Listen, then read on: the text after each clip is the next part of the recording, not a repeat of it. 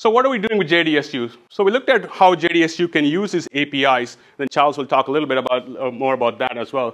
So we're calling it dynamic traffic management using these APIs, using the programmable visibility fabric. So the first use case is change the flow mapping rules, right? Specifically look for an IPv6 filter or an IPv4 filter of the traffic. Second is session aware. So for example, if the JDSU appliance is looking at a lot of the streaming traffic, maybe it doesn't have to store all that. Could it drop on the fly? Right? That's where Gigamon can help changing the flow, changing some of the traffic policy rules. And then finally, network neighbor details. Where is this network? Where is the traffic coming from? Who are the network information? And specifically, even within Gigamon, where's the ingress port and where's the egress port? And that information is good to annotate packets when they are stored. So I'll hand it over to Charles to talk a little bit about JDSU and how the integration will work. Great. Well, thanks again, everybody, for taking the time with us here. My name is Charles Thompson, product management here with JDSU. I know a lot of you are already familiar with JDSU. For those of you that aren't, a little bit of background. JDSU literally makes the technology that enables some of the largest communication environments in the world. Massive telcos, huge cloud providers, enterprises that we depend on every single day. From the physical network elements like the transceivers through test and turn up elements, and then monitoring and management. Today, we're going to be focusing a little bit on the Observer Performance Management Platform. This is a platform that was designed and developed from the ground up to be able to help businesses to essentially maximize the value of their IT investments. I mean, that's what performance management is all about. Regardless of if those technology investments are things like public or private cloud, BYOD, access networks, traditional hosted data centers, the types of challenges organizations are facing with maximizing their business benefit of IT is always the same, right? They're trying to correct problems when they occur so that they can get business back up and running effectively and efficiently. When they want to migrate to a new environment, like taking a traditional hosted data center and moving it to the cloud, or maybe just rolling out some new technology that they think is going to be beneficial to the organization, they want to plan for that, understand what potential impacts are going to occur. And then, of course, once they've got that new technology up and running, they want to optimize it. They want to make sure that they're getting the best bang for the buck out of it. They've got the best user experience possible, and of course, they're maximizing the revenue for the organization. So that's a little bit about the platform we're going to be talking about. I thought it might be helpful to just give a little bit of context on the types of use cases people are leveraging this product offering for. So I'm going to bang through a couple slides here real quick, just to give you a little bit of background. Take you through an HTTP troubleshooting workflow from the very top of the stack all the way down to actually reconstructing content.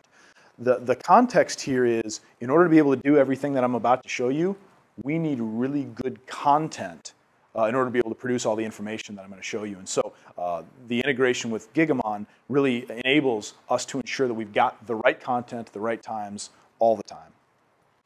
So just to give you a little bit of a breakdown here, the types of information that we're producing, requests by browser. This is the ability for an organization to understand, if you've got a massive e-commerce environment, for example, what browsers are coming in and consuming data from the environment. Obviously, a lot of context there. That's very helpful when you're trying to understand why you've got sporadic issues that some users are being impacted by and others are not. Right? So a lot of context can be derived just from something as rudimentary as what browsers are being used and which ones are experiencing degradation. And then being able to break that down into individual URIs, which objects are being requested, what's the performance on a per object basis, and then of course being able to correlate that back to where is that object being hosted and why is it experiencing abnormally degraded performance as compared to everything else that's happening in the environment. Go a step further down and understand what types of request responses are happening on individual objects, how many gets, puts, posts, how many 200 OKs, how many 404 not founds, how many 500 server internal errors. Again, all this information coming out of packet data being derived and extracted as metadata. When you actually want to drill in and see the packets that this information was derived from, that's where you would drill into the JDSU Observer Gigastore product. So this is where we're able to actually go into an individual slice of time where degraded performance might have been occurring, go into the individual packet flows and understand exactly how a transaction is occurring. I can see the three-way TCP handshake that sets up and initializes the conversation. I can see the individual user requests, what they were asking for and how they were asking for it. And then I can see how the server responded to that at an individual packet-by-packet basis. That's really good if you understand packets and you understand what each one of those request elements might be. But a lot of times you want to be able to just sort of see it from the user's perspective. What did the user get when they tried to render this content? And so reconstruct capability allows for that. You can actually rebuild the content that was traversing across the environment. But again, this level of analysis, this level of detail requires having all the right content in the first place to be able to build it up. And so when we started talking to customers and we started going through the use cases for eventual Gigamon integrations with the APIs, we identified two very immediate opportunities to leverage the APIs. The first is what we're calling dynamic traffic management. This is the ability for the observer portfolio to actually decide what information it's going to be consuming. Now, there's a couple different scenarios in which this might be applicable. One would be an organization that decides, for whatever reason, that they want to take a minimalistic approach. They want to send the least amount of data possible into the tool. A lot of times that's helpful because you don't get overwhelmed with a whole bunch of irrelevant information, but you want to be able to identify where the areas of interest are going to be and then allow for the tool to be able to consume more information about those areas of interest. So if you're seeing degraded call performance for a particular subnet of the environment, you might want to then say, I want all the data for that subnet so I can see what other applications might be degrading for that subnet. And in other cases, you might take a totally different approach and say, I want to throw everything at the tool and then let the tool decide what's applicable and what's not, what's helpful in my objectives of trying to keep my business's IT organization up and running effectively, and what's just noise, what's just, creating background noise and distracting from the valuable information. Via the Visibility Fabric APIs, observers got the ability to actually dictate and control what information is being passed over. Now that used to be a pretty manual process. An administrator had to go into the system and actually manually decide what was of interest and when.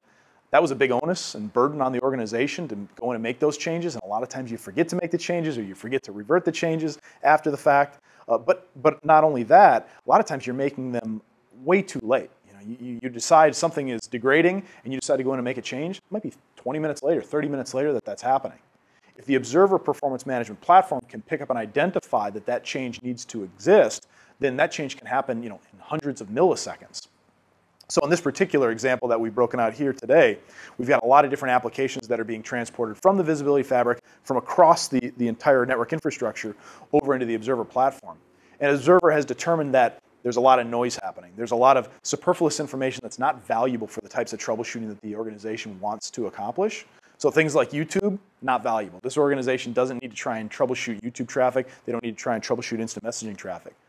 So via the REST APIs that Gigamon provides, Observer is able to make that call back and say, these are low priority applications that are distracting from the major objectives that this business has. It's consuming resources and it's just distracting from anything that's meaningful or valuable. So push over an exclude filter and say, let's just get rid of that noise for now. And then of course the result is a stream that's just providing business relevant applications that could actually be suffering from some amount of degradation that need to be watched by the organization. And of course, once we've got all that information, then we can start baselining typical, atypical behavior and perform full behavior analysis with percentage deviations and so forth to understand, are things functioning as expected? But getting rid of the noise is oftentimes very valuable. And of course, a reverse scenario would be including more applicable information when it wasn't previously being included. The other major scenario that we've seen from our customers is what we call contextual visibility. This environment of visibility fabrics provide massive amounts of value to an organization because it allows for consolidation of data feeds. The one drawback to that is that a lot of times what you end up with is one large feed of information coming into the tool. So the tool loses context as to where that data originated. So you can see in the diagram we've got here on the screen, we've got a lot of different applications that are being sourced from different locations inside of the network. Now, when I try and troubleshoot one of those applications, it's oftentimes very helpful to understand where the packets I'm troubleshooting were sourced from. Or if I'm trying to do migration planning or application optimization, it's very helpful to understand what perspective I'm using when I'm performing those tasks. So if you think about if you're looking at, for example, degraded performance, right? You're looking at response time metrics or MOS scores on voice calls. It's very, very helpful to understand where you were getting that data from, especially if you're trying to do a correlative analysis and you're getting data from a couple different perspectives and you're trying to understand between which hops of the network the degradation is actually occurring. So what typically happens is you get one big feed of this information and that context is lost. The great thing about the Gigamon environment is that they've got the ability to affix metadata to those frames so that each one of those applications, each one of those packets is tagged with where it originated from within the visibility fabric. And then Gigamon's building essentially a reference map that says this tag maps to this physical interface.